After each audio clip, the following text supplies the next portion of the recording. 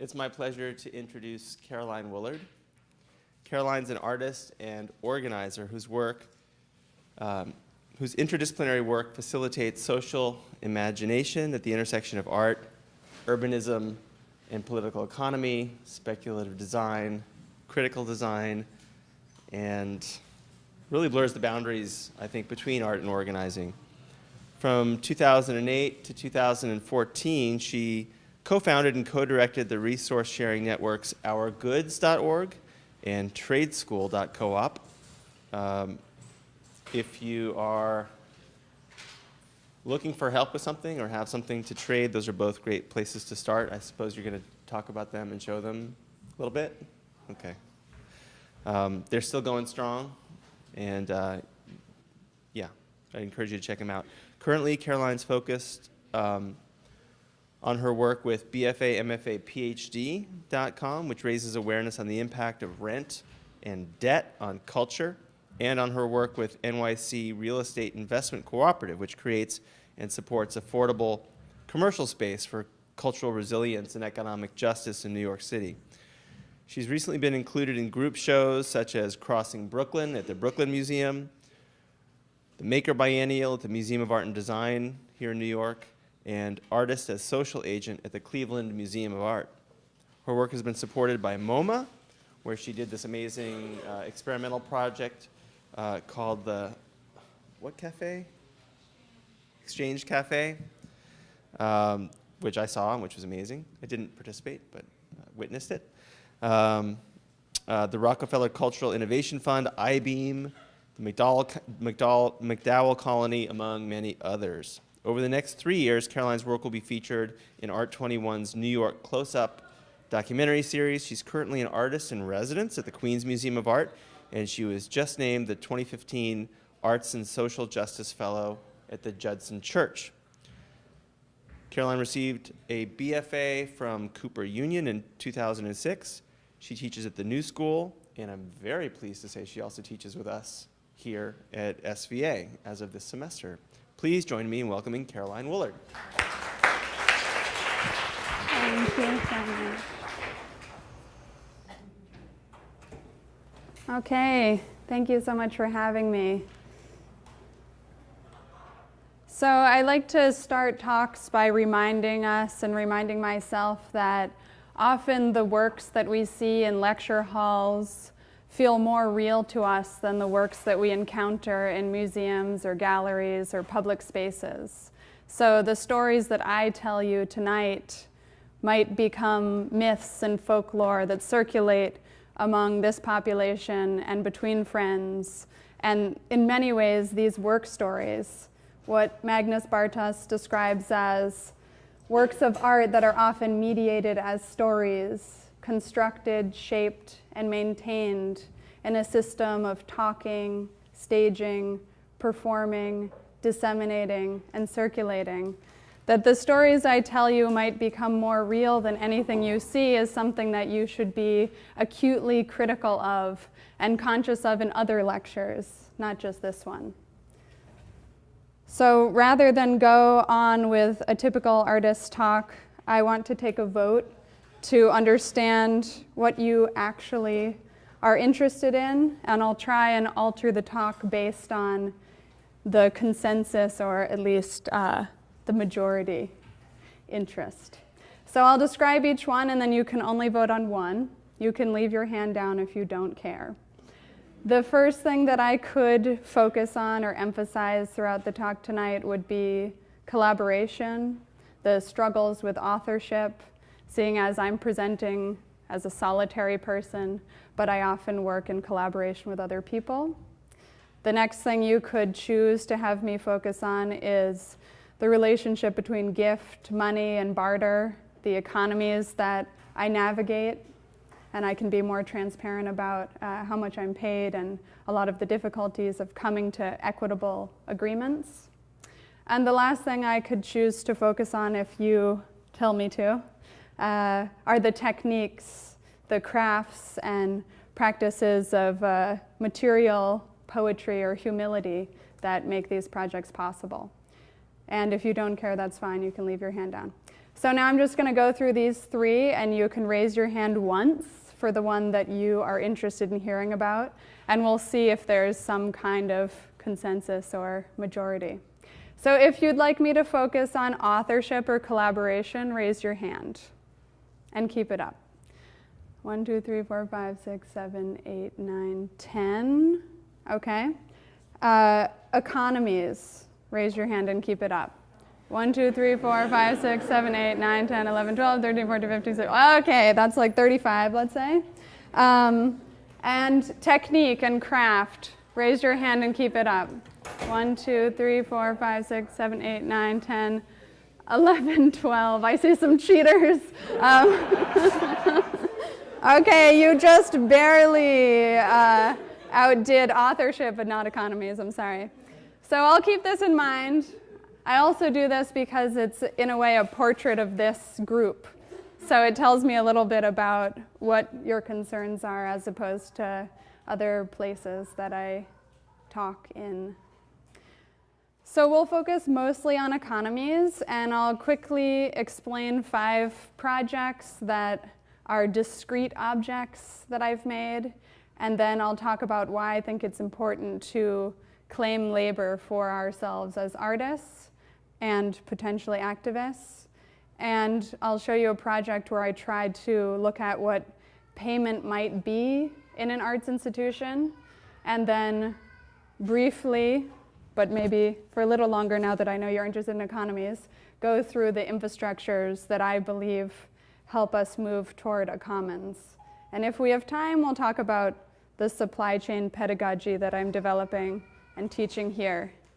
And I will time myself so that it's only 45 minutes. No, I don't like that. I like discussions. We'll have more time for discussion.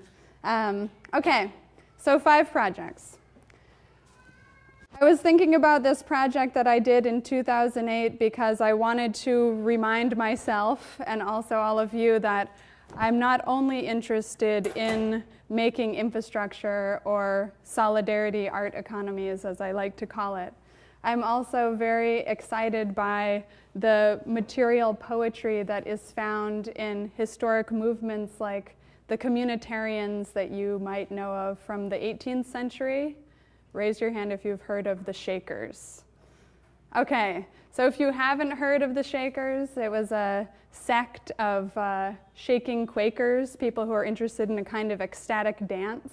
And Mother Ann Lee is said to be one of the first female founders of this religious sect when it came to the States. And they were feminists with this female leader. You also had to live in sex-segregated housing, which meant, in fact, that there were many queer and gay youth who fled to Shaker communities, and this is often a history that is not explored or made visible. So I was at the MacDowell Colony, and I wanted to create a residence that had similar values, being away from the world and allowing people to take time to themselves. If you've never heard of the MacDowell Colony, it's a place that truly believes that artists should be outside of society and should have houses 1 mile away from one another, where they actually bring you your lunch to your doorstep so that you will not be disturbed. And for me, this vision of artistic genius as the kind of moment of epiphany that happens alone in an attic for someone who is not inspired by the world is slightly ridiculous. So I wanted to make a space that I would roll around to other people's houses when they thought that they were alone in the woods and ask them to have a confrontation with me as this unusual figure. So I made this space that takes the vernacular aesthetic of the Shakers and put casters on it, made a ladder back chair and climbed it and rolled it around to have conversations with people at this residency. I've also made very design-like interventions, just a simple attachment to police barricades that, when tipped over, make it possible for this object, which is so commonly associated with enclosure and police brutality, to be understood hopefully as an object of rest or dreaming, or potentially community safety. And this is an open access toolkit that I used with found materials. You can find it online if you're interested in making one yourself. It's just plumbing straps, a 2x6, some tennis balls, and a dowel.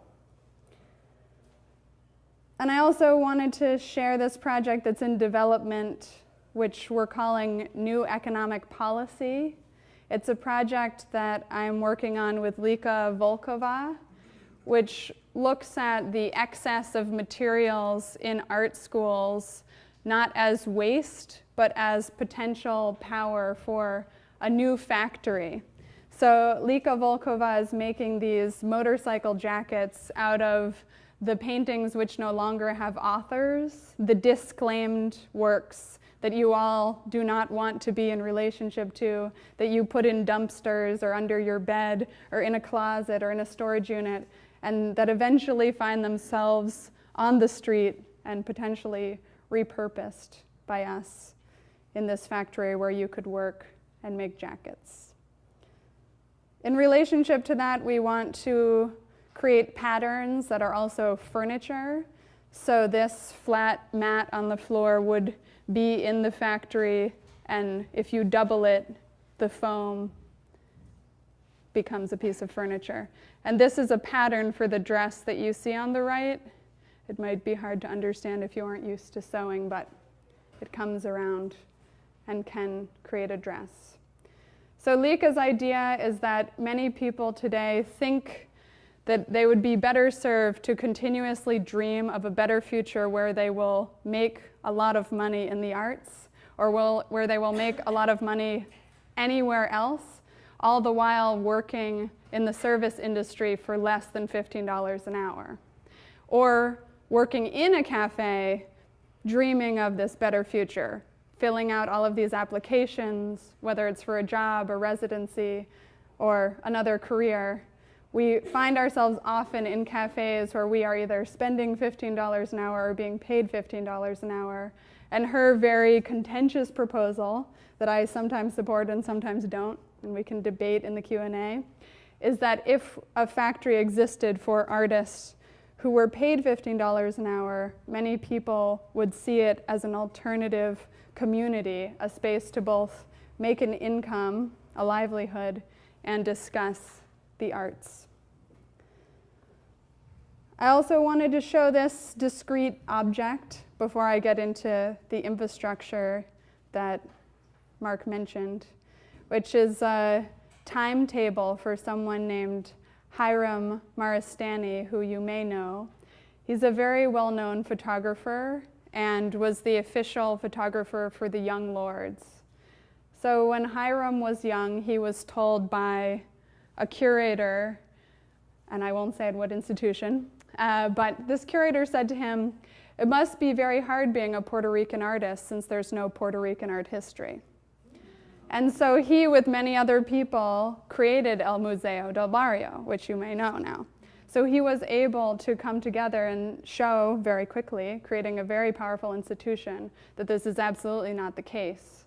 And he also has been part of sweat equity housing projects all over East Harlem. And in conversation with him for a show called Anchor, I was able to learn a lot about the work that he did and to start thinking about a space for gathering, to connect that work that he did when he was much younger with the work that many young people are doing today for community land trusts. And one last project is to show another discrete object. I've been thinking about the history of the @ symbol and how the @ symbol that you see on your phone and your computer refers to the word amphora. And an amphora is an ancient vessel often used for transport, for oil, fish sauce, grains. And it's called amphora, which means carried on both sides. It has 2 handles. And because the amphora was used as a transportation vessel, it eventually became a standard unit of measurement in the Roman Empire. And from there, merchants wrote amphora with an at symbol that had a flourish around the A, and this was used then by accountants to mean at the price of. So I'm interested in how this object became a standard measurement, and then a preposition, and then this ubiquitous symbol.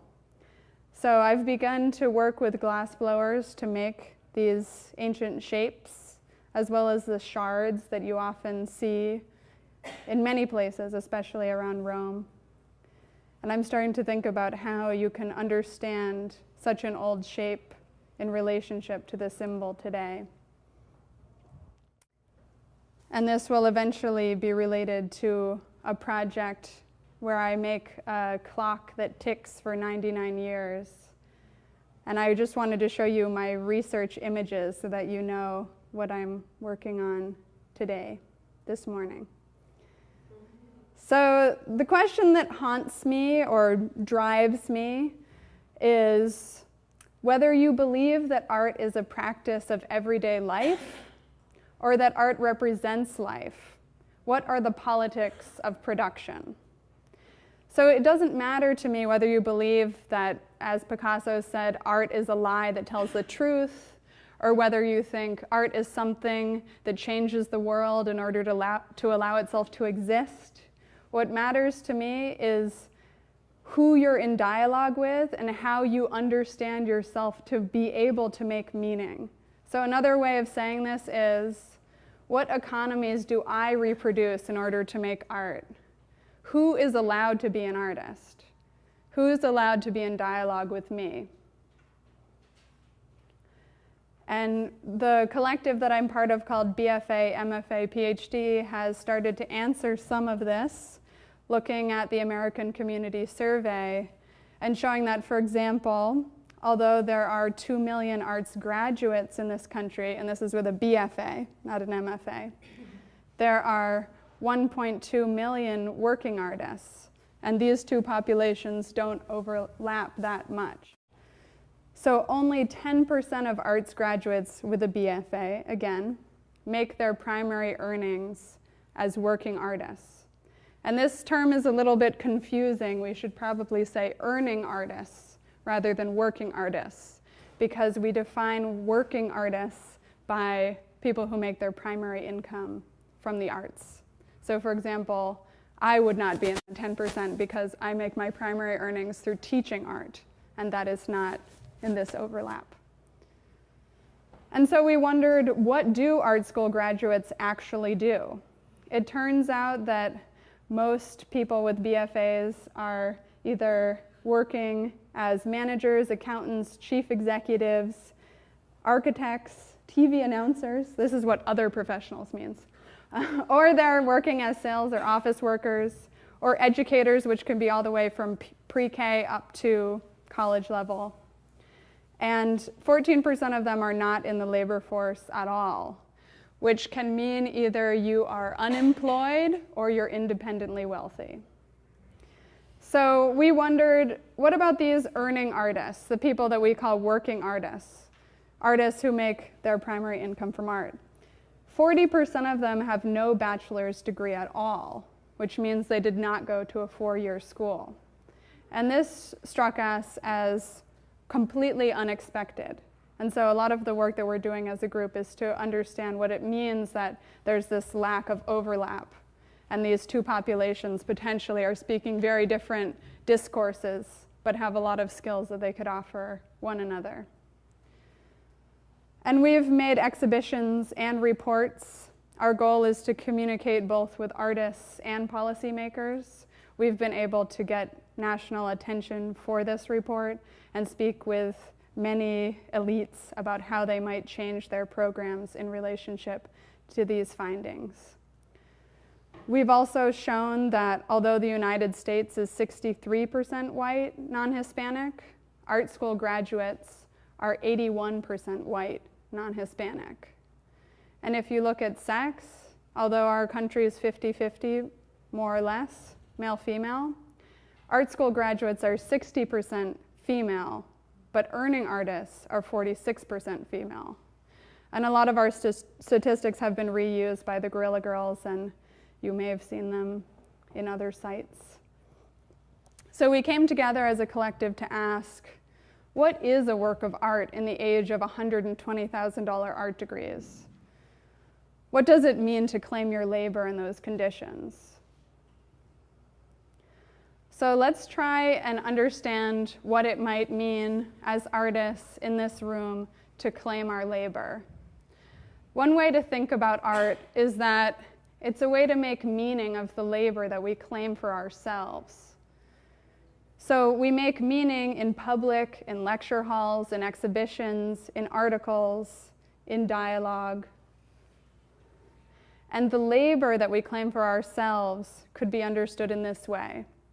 While anything may take the form of a commodity, only one action may generate the value found within it, the expenditure of human labor.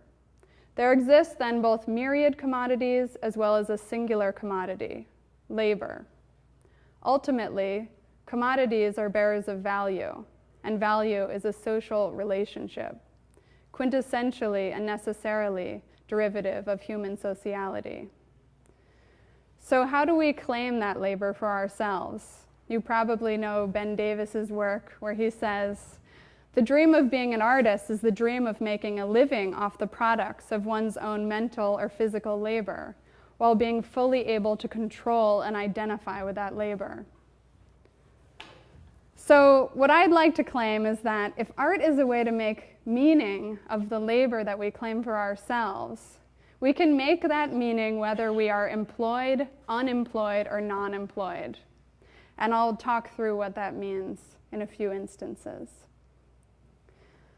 So before I go to that, I thought it'd be interesting to know if anyone here is self-employed, paying their bills each month by selling art. So if you are doing that, raise your hand.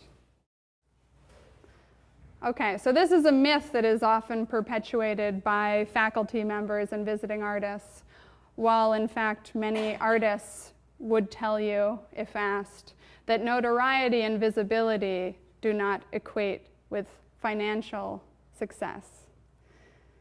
So I would say that as someone who has been unemployed and non-employed, we know that we have skills and knowledge to share. I would say that we can claim our labor, support dignified work not just for artists, and create solidarity art economies. So I'll talk quickly about some ways that I feel I've been able to do this with collaborators, and then go into an art project that tries to bring some of these principles together into MoMA. Caroline? Yeah? So rather than selling our labor for a wage to someone else who can extract whatever value they want from it, we are saying that this work that we do is ours and we're in control of it. We can decide whether we want to show up to work today or not. We can decide how much we want to sell our work for or to not sell it at all. And this is a way to be in control and relate to your labor that most workers do not have. So for example, if I decided not to show up every day to teach, I would no longer have a job. But if I decided to take a year off from my artwork or to organize my studio in a different way where I wasn't there, potentially it could still function. But what's confusing there, of course, is that artists do not always have a wage. In other countries they do, like Finland and Sweden and Denmark, but in the States at least, there's no stipend for being an artist. Yeah? So I think self-employed is an interesting way to talk about it because many artists could be seen as small businesses, but entrepreneurial is something that I will get into later in this talk, but I would say that we should resist the entrepreneurial discourse around creativity because there is an enormous debate around the value of culture, and when people say you're an entrepreneur, they tend to mean that you take a small risk or a large risk with the potential for future reward, financial reward. And I would imagine that many artists believe that the reason they make art is not only to take a small financial risk in order to have enormous financial reward, but is instead hopefully to make work that can speak some truth or represent a context that they feel should be seen, not only to potentially make money later. And many artists are utilized by policymakers and cities at this moment as entrepreneurial figures. You can think of the Astor Gates, many people. So I think as we go further into the talk, I'll respond to that more. So for the people who are interested in economies, this part is for you. I would skip it otherwise. So very quickly, the ways that I'm able to claim my labor for myself is to create situations with very low overhead through a lot of sweat equity and trust. So 7.5 years ago, a group of friends and I decided to stop living in random sheds and backyards and non-workable living situations and build out a studio space together. But we did it not to extract the highest possible rent from people in order to stop going to work, but instead to provide a relatively low rent to as many people as we could. So we built out the space, and Christine Wang and I became the co-managers of an LLC, and we've been able to run it ever since. It's not without lots of drama and the realization very quickly that we needed to pay ourselves a clear wage. We pay ourselves $25 an hour and take $300 off the common rent that we charge people. And this made it possible for us to hire other people when we no longer wanted to work. So if you don't make clear the rights and responsibilities of management, it will never be possible for you to get out of a management position. So you're both feared and revered if you have no clarity of structure. But after 1.5 years, Christine was mostly burnt out and ready to go to grad school in LA, and we had to come up with a system. So for people, the 35 of you that want to hear about economies, this is one way that I was able to practice as an artist, because my space was more or less free after I deducted $25 an hour and $300 a month. And it made an intellectual community and a kind of family as well. And that made me wonder why more artists didn't have these contexts of mutual aid in New York City. It seemed that since we were able to do this on a relatively small scale, it must be possible to do it on a larger scale. And for that, I thought we needed to make an online network. So I started testing this idea out by making a dress with a single page site that said, if you're interested in this dress, make me 3 offers and I'll trade with you if it seems like a feasible exchange. And I got many things like photography and access to laundry and all kinds of things. And so then I brought together Carl Tashin, a computer engineer, Jen Abrams, administrator and performer, and 2 graphic designers, Louise Ma and Rich Watts, to make this site. So it's been operating since 2008. And if you're interested in getting your work done without money, it's a very simple interface where you search for something, find it, start a conversation with an artist, and hopefully make an exchange. From there, I realized that it wouldn't only be necessary to trade one-on-one, but potentially I could trade 1 to 15 with students and a teacher. So we started a space in 2009 called Trade School, where you would bring things that your teacher asks for rather than money, like childcare, transportation, materials, and you would learn a skill or have a discussion around a reading in this space. We had everything from sailor's knots. This person is an expert sailor who teaches sailing and knot tying on the west side, to Baudrillard classes. And this infrastructure was built first by Rich Watts and then by Orzubalski, and it now works in 30 cities internationally, allowing people to agree to bring something for their teacher in exchange for class, rather than going into debt. So this is one example of how resource sharing can be possible and can be facilitated with an online platform. But for me, by 2012 or 2013, it became very clear that the kinds of encounters that were being facilitated online only had the depth of a networked information era, which means that they were privileged. They were on the privileged side of the digital divide. They were for people who were moving around a lot, checking their email, checking their phone, able to find out when classes were, able to work with the exchange that way. And I really wanted to do a project that was based in New York City and had the longevity that I think is necessary to have a truly transformative space. So I trained someone else to run the central hub. At that point, we had something called Trade School Everywhere, as well as 30 chapters. So anyone could organize their local chapter, but also organize new chapters if they wanted to be in Trade School Everywhere. So I stepped out of that role, and now someone in Trade School Indianapolis is running the Trade School Everywhere meta group.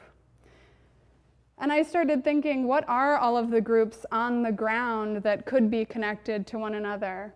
I found out about a group called Solidarity NYC, and they showed me that if all of these grassroots initiatives, not just a barter network, but also a time bank, not just a credit union, but also a community garden, could link together, something that's known as the solidarity economy movement, the workers movement, the social economy in many other places around the world could be possible in New York City.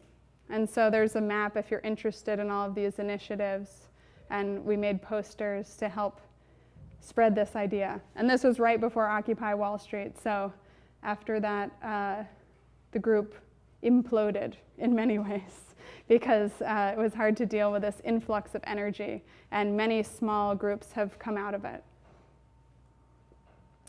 So if you're interested later in the Q&A, I think one of the greatest lessons I learned from Solidarity NYC was trying to understand when it's important to equitably compensate someone with cash and when it's more important to think about what could be an equal exchange of time and how to involve the amount of effort or skill you've developed when you're making an exchange, or when simply to go by a principle of mutual aid and support one another without a sense of perfect equivalence. If you want to know more about the solidarity economy, this diagram that was made by Ethan Miller has been very helpful for me. And when I showed it to William Pauhaida, he decided to use it to create the drawing that he made for Creative Time recently. I don't know if you've seen it, but the idea of a solidarity art economy draws on this heavily. And for me, it was important to see that a barter network is not in competition with a time bank. They're part of an evolving ecology that hopes to be more equitable, democratic, and sustainable. And all of these practices are in relationship to one another.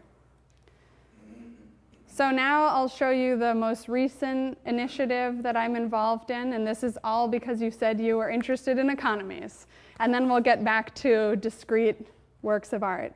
But for me, it's important to say that yes, if I'm an artist that wants to claim labor for myself, I need to find ways to make that possible, ways that care about equitable distribution and not just everything for as much profit as possible. So in relationship to that, I've been part of this group called the New York City Real Estate Investment Cooperative. I'm absolutely not the founder, and it is absolutely not for artists. It's for all New Yorkers, and we're very young. We don't even have bylaws yet. We will be voting on them on January 28th, and there are many work groups if you're interested in getting involved. So the question here is, What if permanently affordable space was available for culture, civic use, and cooperative business?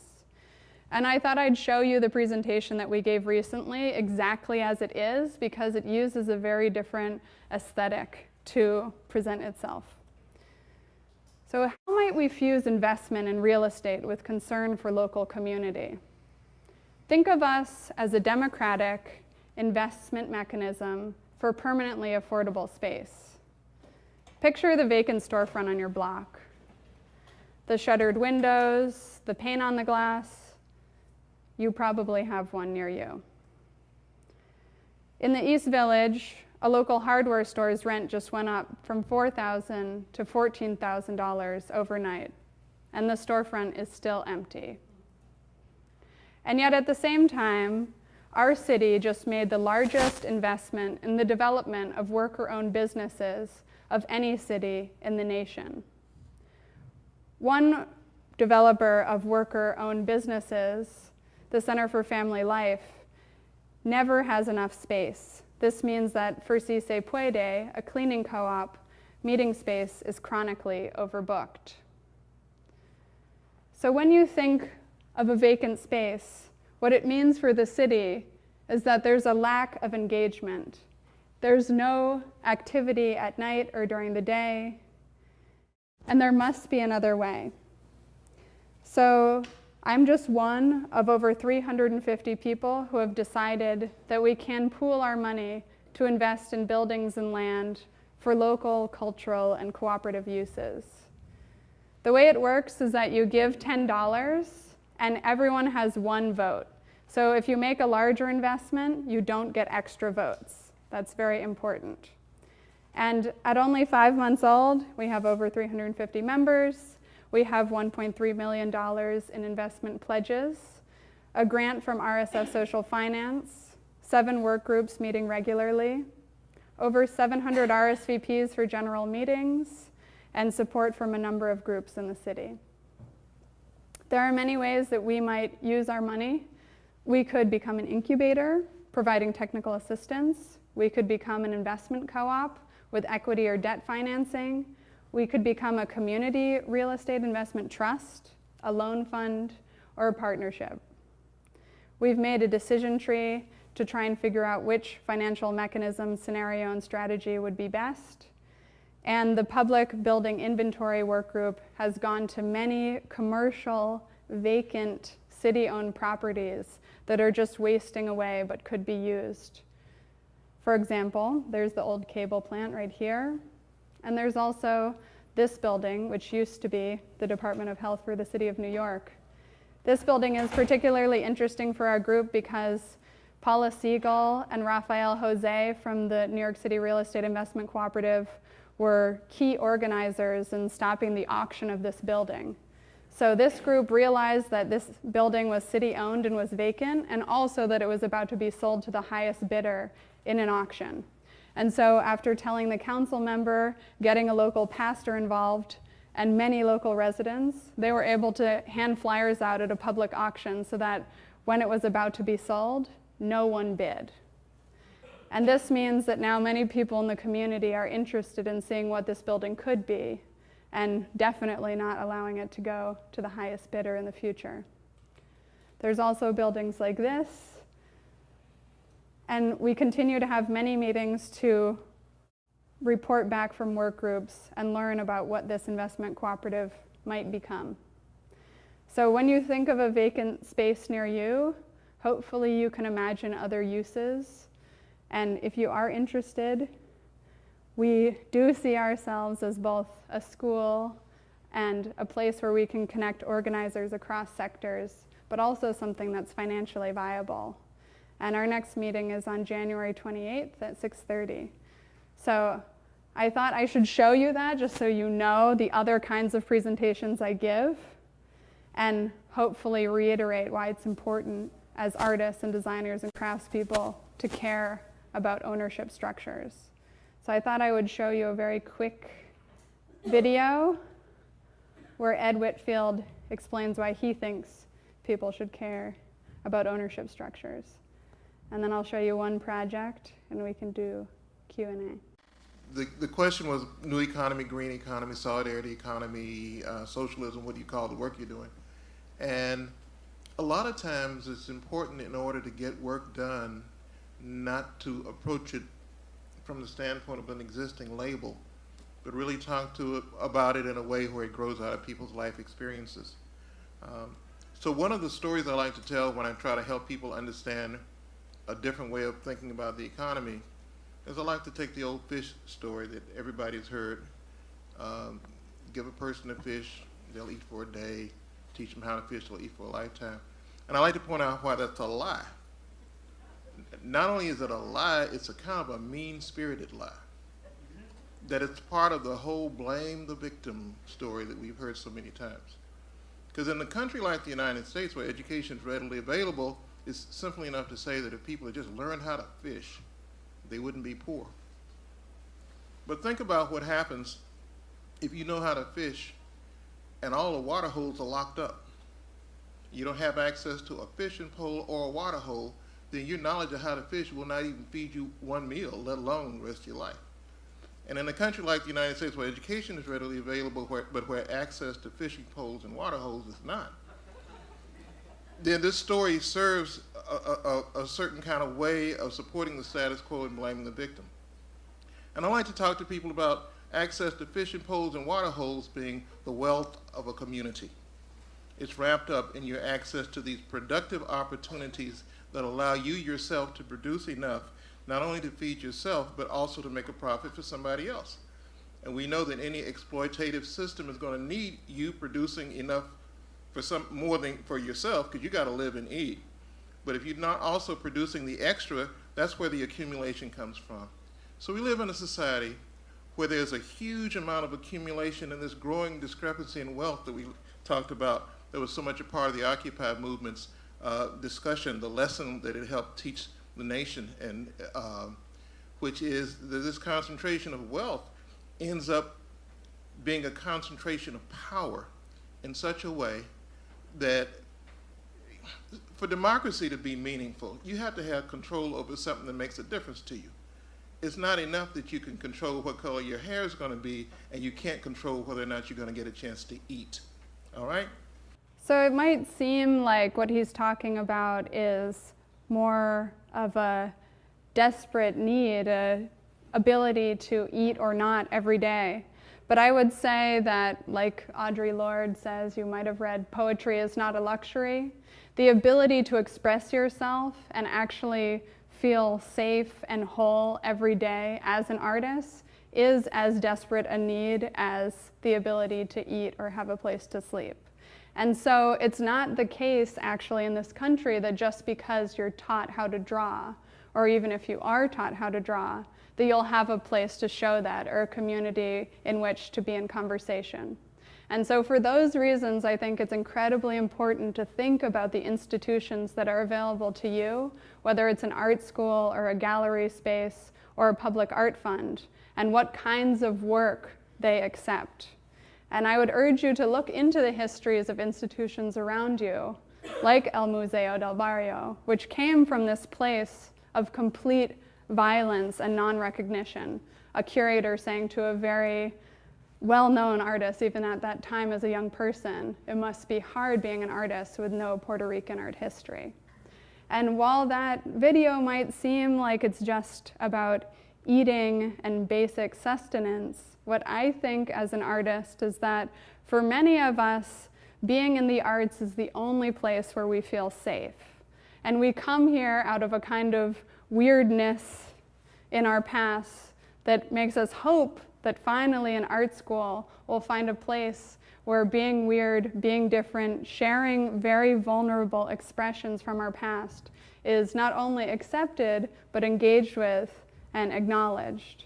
And often, because of the structures of privilege that make accessing art school so difficult, art school is not a place where that happens.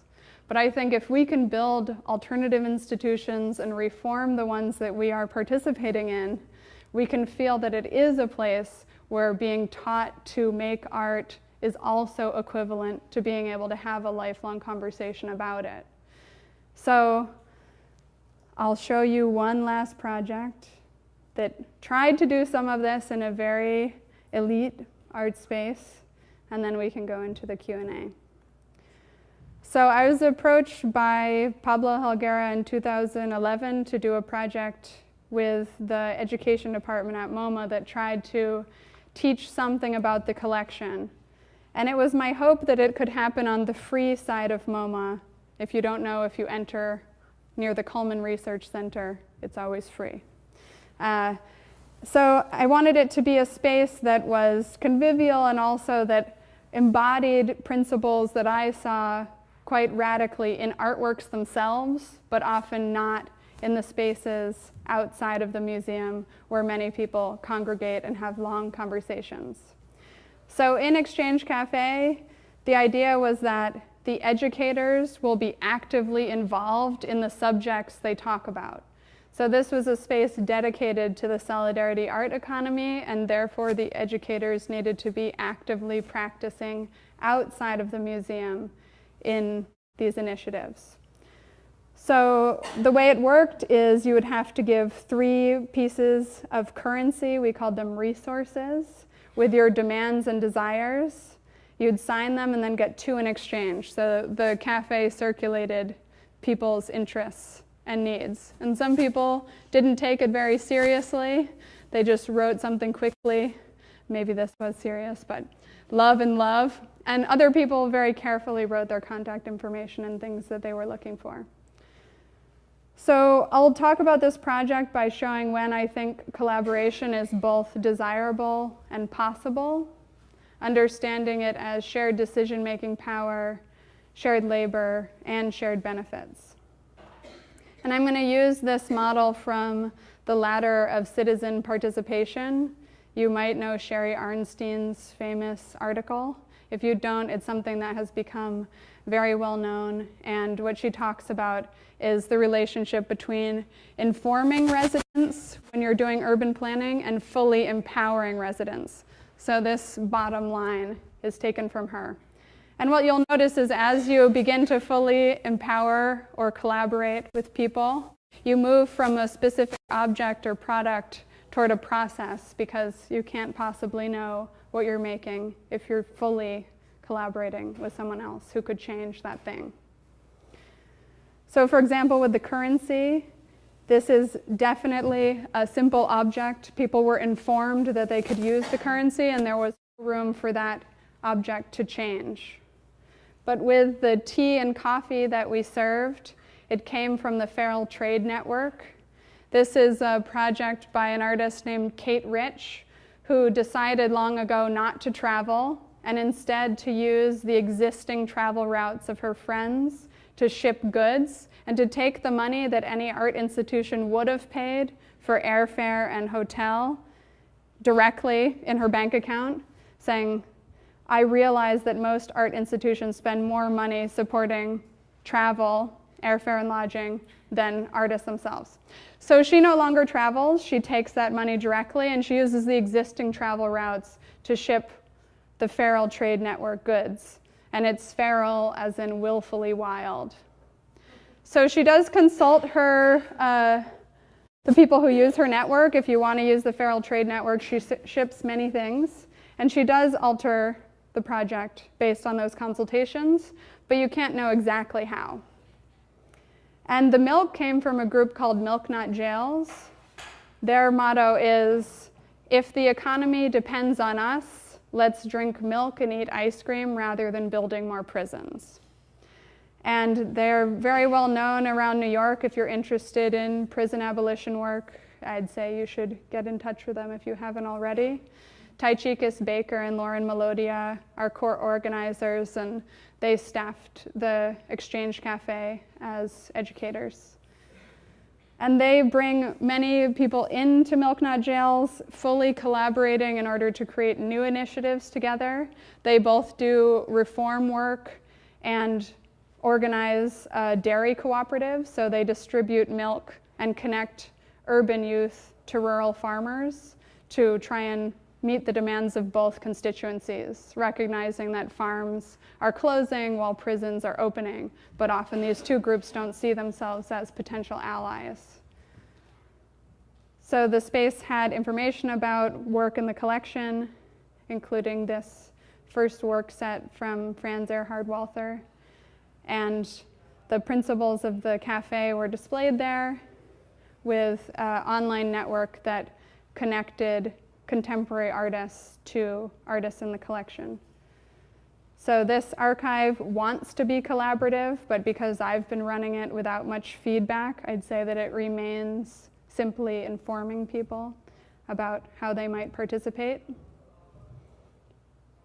And for those of you that are interested in politically engaged work or social engaged art, if that's what you want to call it, I think it's important to have a theory of change, or to at least acknowledge that there are many theories of social change that artists tend to lean toward, but don't articulate in public lectures like this. So for example, you might believe that if you transform enough individuals, the world you want to see will be made. Or you might believe that if you establish reliable institutions that guarantee democracy, equity, justice, and fair allocation of resources, the world you want to see will be made. Or you might believe that you need to create a space for dialogue. This is something that I tend to rely on, for better or worse. Or you might think that if you work with key people who hold power, they might be able to share it.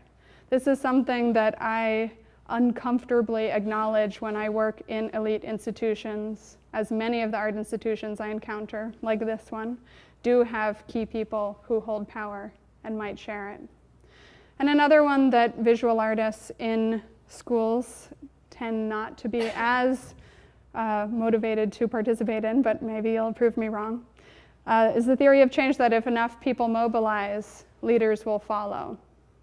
So at MoMA, I was able to change the exclusionary hiring practices they had. They used non-union catering contracts and weren't hiring people that had criminal records. So they changed that because many people in milk nut jails have a criminal record. I was able to bring in ongoing and lifelong practices, not just short-term projects like the Feral Trade Network, milk nut jails. And I created a space for solidarity economies and more intimate one-on-one exchange while continuing to work in and on collectively organized initiatives elsewhere. So the furniture I made wanted, again, to be collaborative, but very few people have modified the barricade to bed that I know of. And I thought I would just end with this question so that we can talk about what you think and how I may have communicated or miscommunicated my interest in the politics of production. Thank you.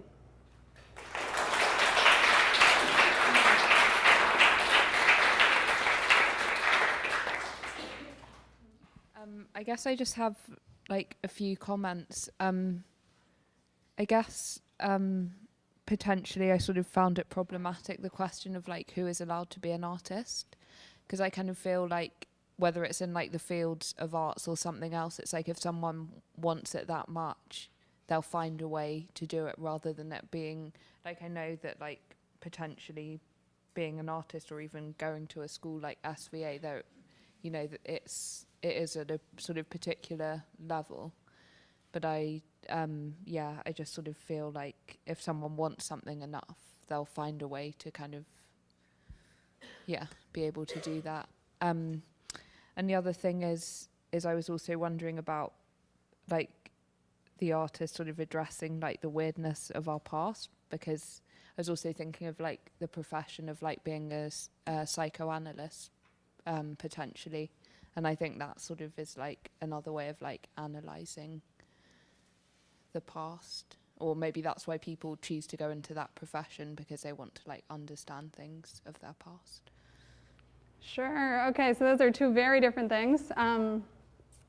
The first one, the reason I said who gets to be an artist is it's an antagonistic question, because I want people to think through what it means to be in this country when there's so few art classes in public schools, and therefore it's hard for many people to feel comfortable or even imagine the idea of going for a higher degree in the arts. And there are definitely much greater challenges for some people than for others. And it's exacerbated by the cost of art schools. So we know that 7 of the top 10 most expensive schools in the country, after scholarships and aid, are art schools. And so it means that the kinds of people that you have in conversation are either experiencing a kind of class war in the classroom where some people have enormous amounts of debt and others are, easily getting supported, or it means that they just don't go. And there's no imagination around the kinds of arts discourse that is perpetuated in spaces like this. So I think what's interesting about the difference between earning artists and arts graduates is that there are many earning artists, 40% of whom do not have a 4-year degree, who clearly are artists. It's just that the kinds of artists that are acknowledged in spaces like this often have as a prerequisite an arts degree in order to feel comfortable with the norms and roles and rules in these spaces. Yeah, and I was sort of aware that it was like maybe specifically talking about like America, because I know like in, say, Amsterdam, it's like a different situation. Completely, yeah. And in many of those spaces, they're looking forward toward this American model. So I'd say absolutely you're subsidized in many other countries as an artist, and the arts education is much more equitable, but it's being cut back drastically. So, and then in terms of, should art school be a place where we have a psychologized critique that looks at your past and your childhood, that's something that I think you could debate for a long time, but you can look at the rise of the psychologized critique in the 50s after the Cold War and abstract expressionism. There's a long history of treating a critique not as a place to correct someone's line and hone a craft, but instead as a space where an excess of speech and a charismatic figure who tends to psychologize students reigns supreme. If you're interested in that history, Howard Singerman wrote a book about it. So I'm not saying that that needs to be the space of art school, but it often is people's experience. Thank you. Who was it? Howard, what was his surname? Sorry. Singerman, and it's called Art Subjects. There's also a book, if you're interested in these things, called The Program Era by Mark McGurl. And what he shows is that certain forms become normalized in school. So, for example, he's focusing mainly on creative writing. But what he shows is that you can't have a campus novel, a novel that would imagine a campus as a site that's normal, until you have creative writers going into MFA programs on such a scale that you have this whole genre of campus novels coming out. And I'd say that similarly in the visual arts, you can't have something like a performance lecture until you have enough artists going into lecture halls to think of it as a normal site. But anyway, I saw another question. Yeah?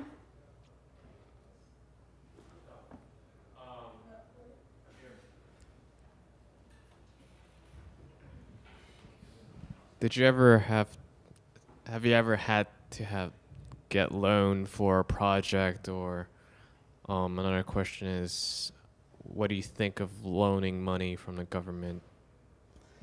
Yes, I have a lot of loans at the moment. They're for projects and for many life needs that came up, but because I went to Cooper Union when it was tuition free, and I never got a master's degree, I don't have any loans from that time. And that's why it's so important for us to fight for free and low-cost education. But absolutely, I know what it feels like to have to make your loan payments every month. I have huge payments right now.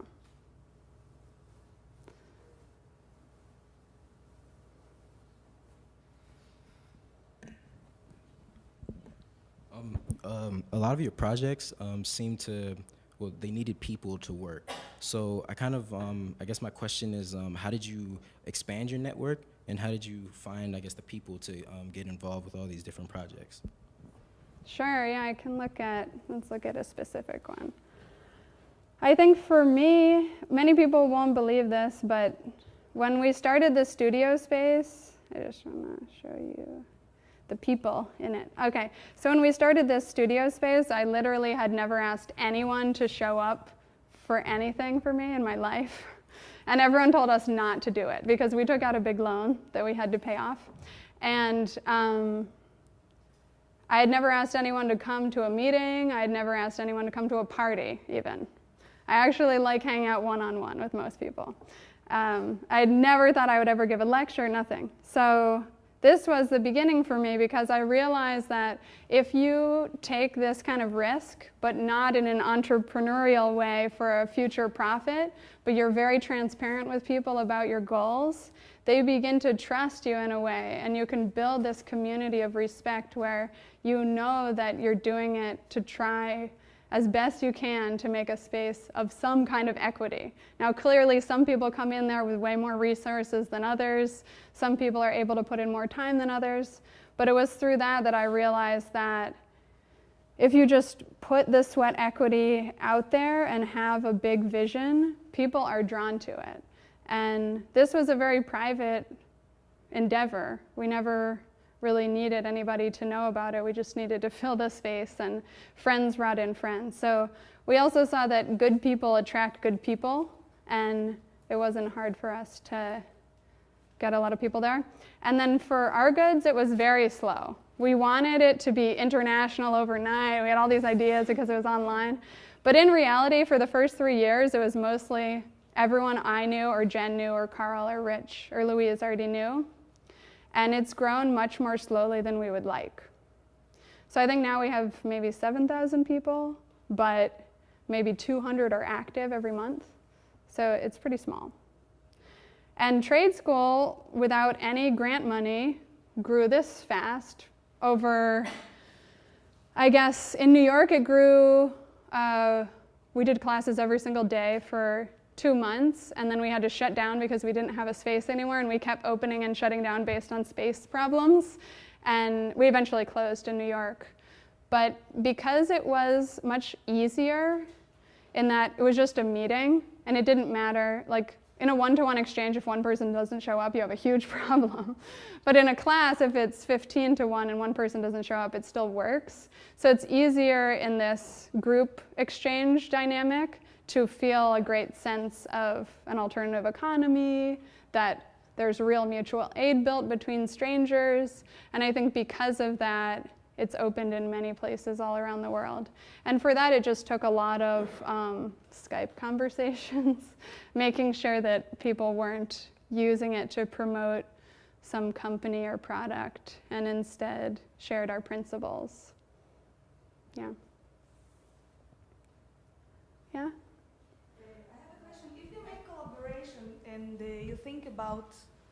And you think about people that work with you. On which terms you decide what each person does, how you regulate that?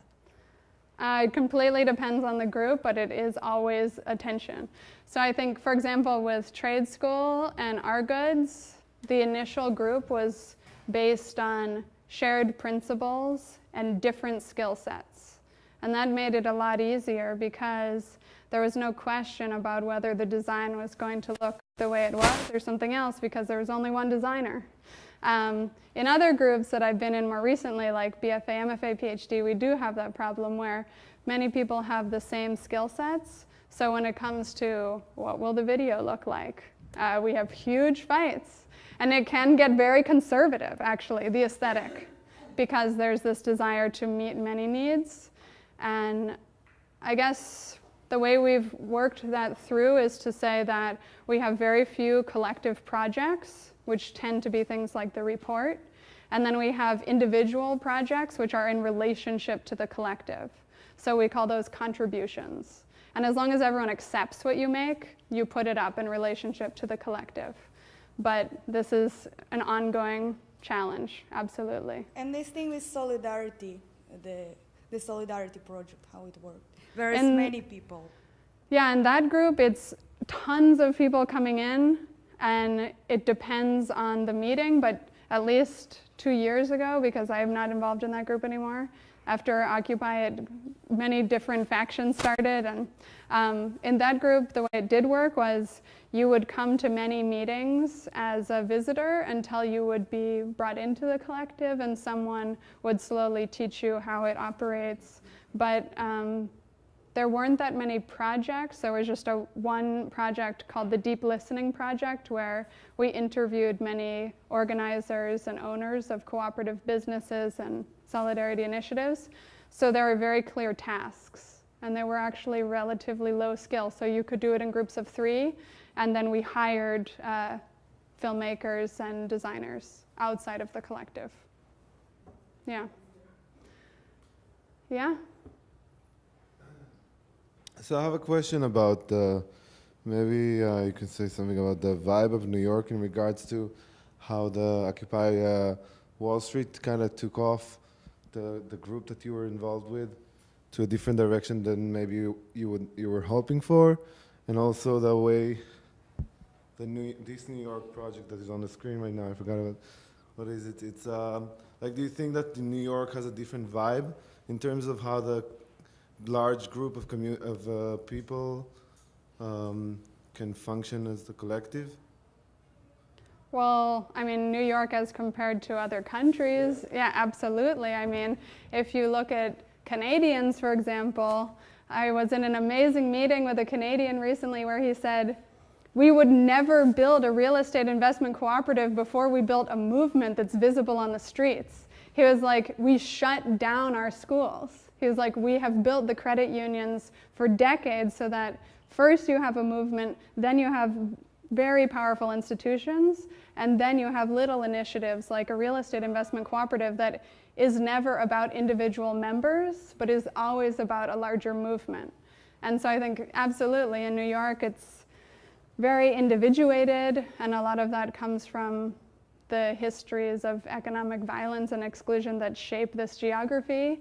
And it is much more difficult than other countries that come to mind when I think of the solidarity economy. But that said, there are lots of people organizing together. I think what was hard in Occupy was not necessarily the structure itself. For Solidarity NYC, it was that we weren't ready to grow so quickly, and you have to be clear about the model if you're going to become federated, or how you will come to consensus at scale. And I think we're doing a little bit of a better job in the real estate investment cooperative, but who knows? We could still, you never know. 350 people, anything could happen.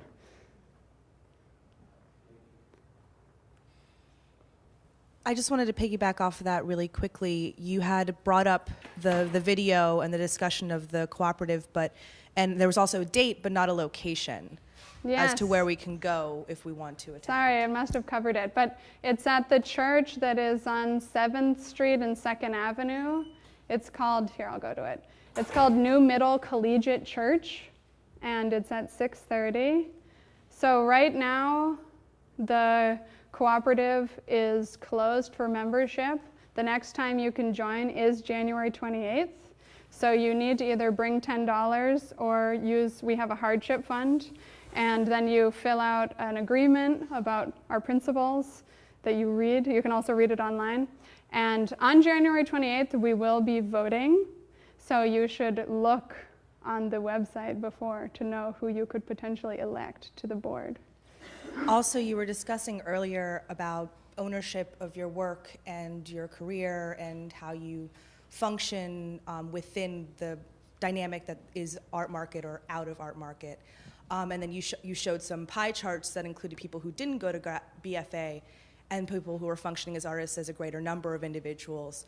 And I don't know if this was everybody's experience, but it seems like there's this self-perpetuating belief that it is so hard, so you get out there and then when it becomes a little hard, you stop. And I think people who didn't go to BFA maybe never heard that. So they work within what they see through real world experience. And what I see you doing is something very similar to that in giving that advocacy for the arts and discussing the sides of it that maybe you don't get from school. But I didn't see, like, do you often have meetings where you discuss business as art? Like, what you can do within your community to put your art out there in the most practical means and not just metaphorically or philosophically? Oh, absolutely, yeah. So many of the people who are involved in Solidarity NYC and also Our Goods are doing exactly that. So selling their work in different community spaces. Also, a lot of people are not visual artists, so they're part of theater and dance collectives where there's a system. You know, the house takes a certain amount, you take a certain amount, you help build the space together. Yeah, I think for me, it's been very important that up until now, I've been interested in creating work that I did not want to sell. And so I found other ways to subsidize that practice. And I am more and more interested in worker cooperatives and ways that we can create a livelihood for ourselves rather than always going someplace else to work and only seeing each other in meetings where we organize. So I have less experience with that, but most people on our goods are doing exactly what you're talking about. Yeah.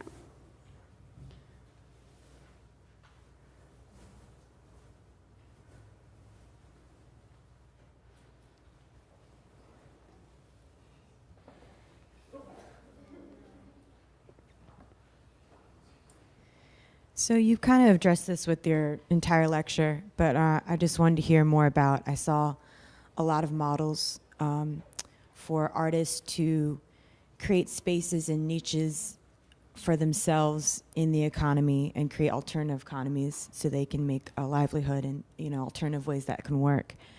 I was wondering how you saw artists' role in the greater economy.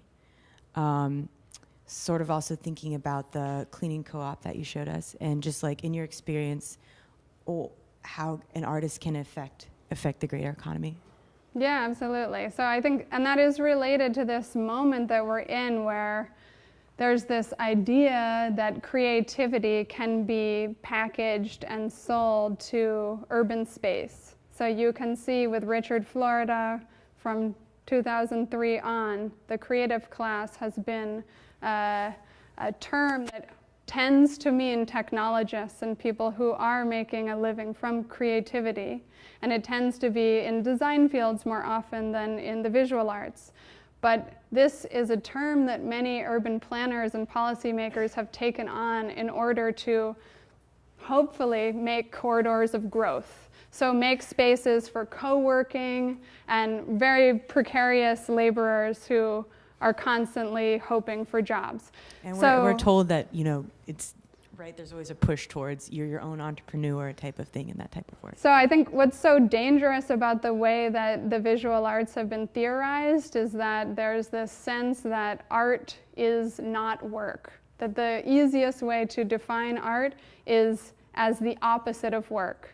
And you can even see, if you're interested in this, you can read Marina Vishmit's article where she describes the rise of capitalism and the birth of the artist as hand in hand, so that once you have a wage laborer, you have someone who is not waged, who is not working, the artist. And so this identity, at least in the way it's theorized, is incredibly problematic because as artists, if we're not workers, then we never need to be paid. And that's why in many countries they call artists the non-employed. Because until you're employed, you can't be unemployed, and you can't receive any benefits. So as this model of a non-employed, passionate person, we now give way for this kind of Richard Florida entrepreneur of the self identity, which is the constant hustler who works out of passion, who someday will strike it rich. And this kind of entrepreneur is something that I think visual artists need to be incredibly critical of, because this is not going to work for anyone, but especially for visual artists. And the model that Richard Florida is creating has not produced wealth for the majority of people in all of the cities that it's been packaged and branded for. So I think as artists, we have to be very careful. It's a double-edged sword. On the one hand, we're more popular and populist as a subjectivity or a caricature than we've been in decades. You can think about what an artist figure might have been thought of during the Red Scare, or even in the West Village in the 60s and 70s, as compared to today, when artists like Theaster Gates are hand in hand with the mayor, and where we, even in this city, have artists in residence. The idea is that artists are not so antagonistic that they would speak truth to power in a way that would be dangerous, or not so subversive that we should actually watch out. Instead, they're people who are professionalized and who hopefully will do good, but more or less become PR agents for existing policies that we then make look good. So I think the double-edged sword is that for the first time in a while, we're listened to as, good citizens, but at the same time, it's not to, in my eyes at least, make radical change. So I think we can use the position in order to speak to the Commissioner of Cultural Affairs, all kinds of people. But we have to stay true to real requests that are feasible and necessary, and not just accept whatever artist in residence position they want that will just glorify existing work.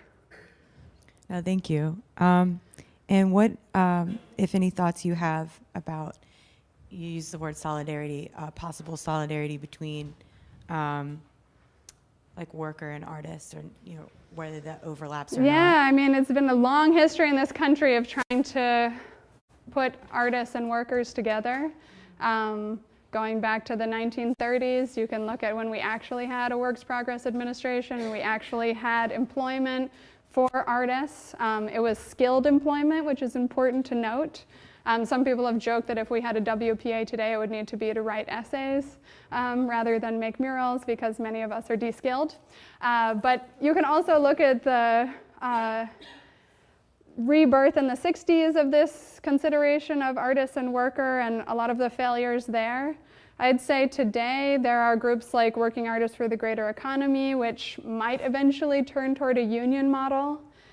For me, the most exciting thing we could see, which is not accepted by many people, is this model that you have in Sweden, in Denmark, in many social democracies, which I know we're far from, which is a visual artists union. So you simply make demands collectively, and you do not work unless the demands are met. And in many other places, this is a way to demand to always get a fee for your exhibition, because no one will show up otherwise. Doesn't work. Okay. So it's a romantic vision that I have of this. And I know at least in the actors union here, Actors Equity, it works a little bit better than for visual artists. So this is one hope that I have, but I think one of the major issues is that as long as we accept this idea that art is not work, it'll be very hard to identify with labor because we don't have a specific job. So there's a lot of work that needs to be done to actually think about what kind of tasks artists would want to be paid a wage for and how that relates to organized labor. I got the mic, yeah? So I'm gonna ask it. I'm not sure how to phrase it, but something in between your social practice or things that can social engage things, and also art making, which is kind of the same, but I don't know what's the other side. Maybe it's poetics, maybe it's your personal practice. So maybe you can talk a little bit about that. Yeah, I think I felt most uncomfortable when the work that I'm doing that is political is understood as social practice or socially engaged art, because that work tends to circulate in art institutions that have very short-term memories. They like to have 1 month or 3 month exhibitions, and they tend to want an artist to save a community, which tends to be a very patronizing or colonial approach to working with other people. So if you say, I share the problem of the people I'm working with, it's very hard for it to be social practice. Try and find a project where the artist has the same problem as the people they're organizing with. And I think that points to this power imbalance. And that, combined with the short-term attention spans and grandiose kind of representation of projects that happens in social practice, makes it very difficult to think of a context where that could work. Now, of course, I still believe that we could have socially engaged and political art that has its own institutions, and that already exists. It's just that when you look at a lot of the works that are held up in Creative Time, A Blade of Grass, a lot of these places, they tend to be short-term and also with this power imbalance. So, yeah. I guess one way to explain it is someone said to me, would you want to be a artist in residence if the city had an artist in residence for affordable housing? And I said, that would be a PR move to say that we need artists' housing, which I don't believe, because artists need housing no more than any other person. We have ministers who need housing, we have teachers who need housing.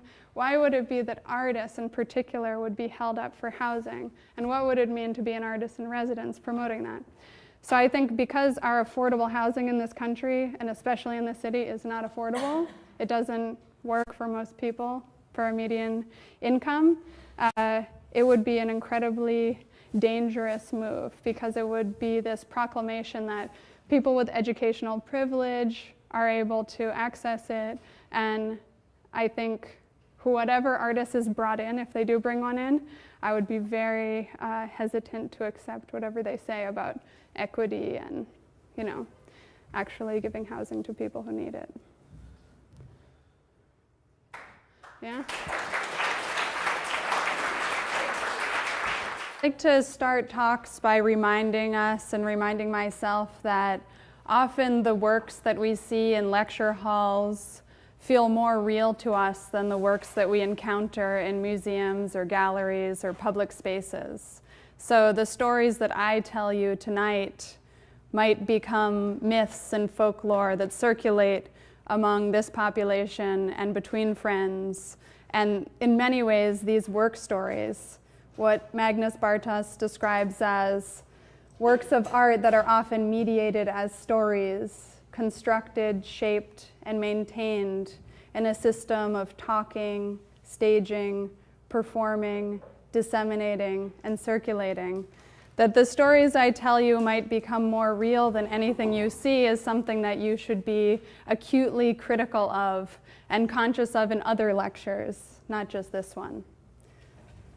So rather than go on with a typical artist talk, I want to take a vote to understand what you actually are interested in, and I'll try and alter the talk based on the consensus, or at least the majority interest. So I'll describe each one, and then you can only vote on one. You can leave your hand down if you don't care. The first thing that I could focus on or emphasize throughout the talk tonight would be collaboration, the struggles with authorship, seeing as I'm presenting as a solitary person, but I often work in collaboration with other people. The next thing you could choose to have me focus on is the relationship between gift, money, and barter, the economies that I navigate, and I can be more transparent about how much I'm paid and a lot of the difficulties of coming to equitable agreements. And the last thing I could choose to focus on, if you tell me to, are the techniques, the crafts and practices of material poetry or humility that make these projects possible. And if you don't care, that's fine, you can leave your hand down. So now I'm just going to go through these three, and you can raise your hand once for the one that you are interested in hearing about, and we'll see if there's some kind of consensus or majority. So if you'd like me to focus on authorship or collaboration, raise your hand and keep it up. 1, 2, 3, 4, 5, 6, 7, 8, 9, 10. Okay. Economies, raise your hand and keep it up.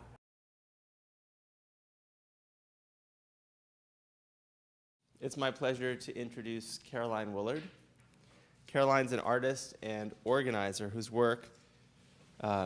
interdisciplinary work facilitates social imagination at the intersection of art, urbanism, and political economy, speculative design, critical design, and really blurs the boundaries, I think, between art and organizing.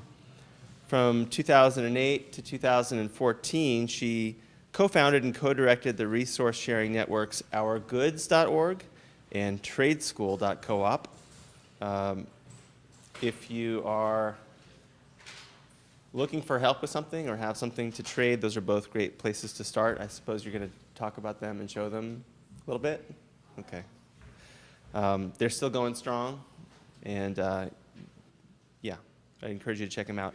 Currently, Caroline's focused on her work with BFA, MFA, PhD.com, which raises awareness on the impact of rent and debt on culture, and on her work with NYC Real Estate Investment Cooperative, which creates and supports affordable commercial space for cultural resilience and economic justice in New York City.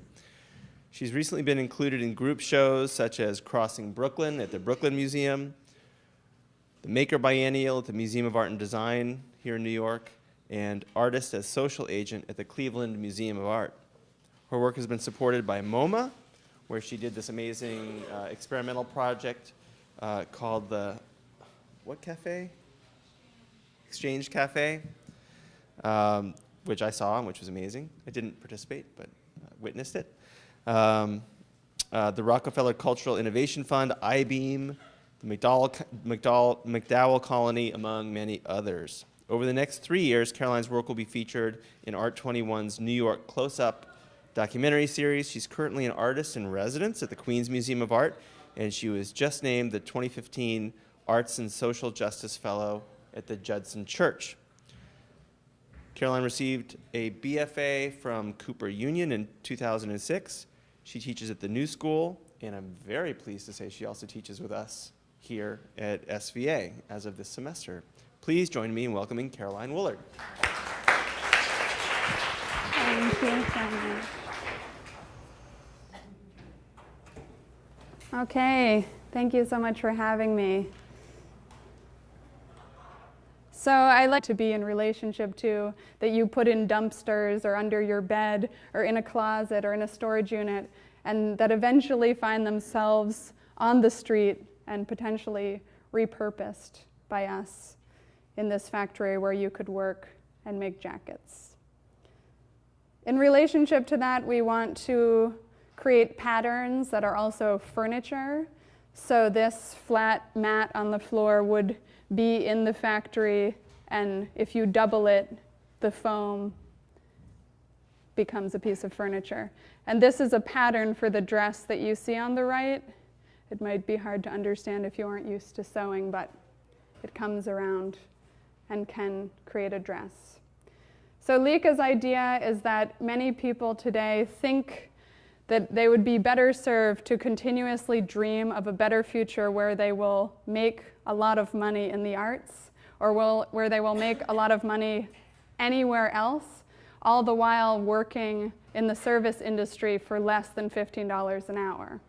Or working in a cafe, dreaming of this better future, filling out all of these applications, whether it's for a job or residency or another career.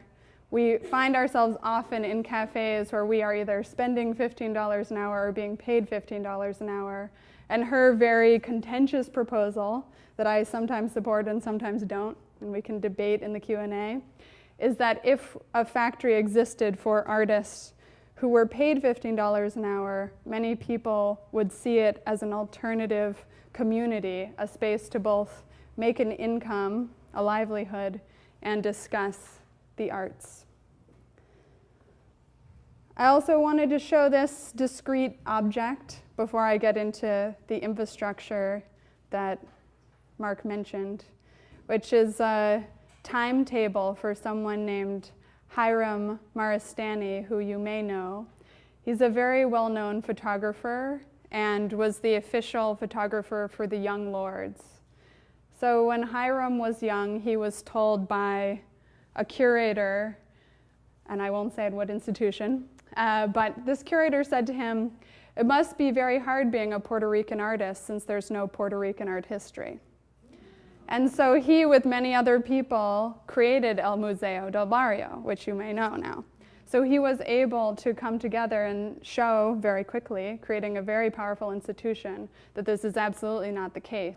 1, 2, 3, 4, 5, 6, 7, 8, 9, 10, 11, 12, 13, 14, 15, 16. Okay, that's like 35, let's say. And technique and craft. Raise your hand and keep it up.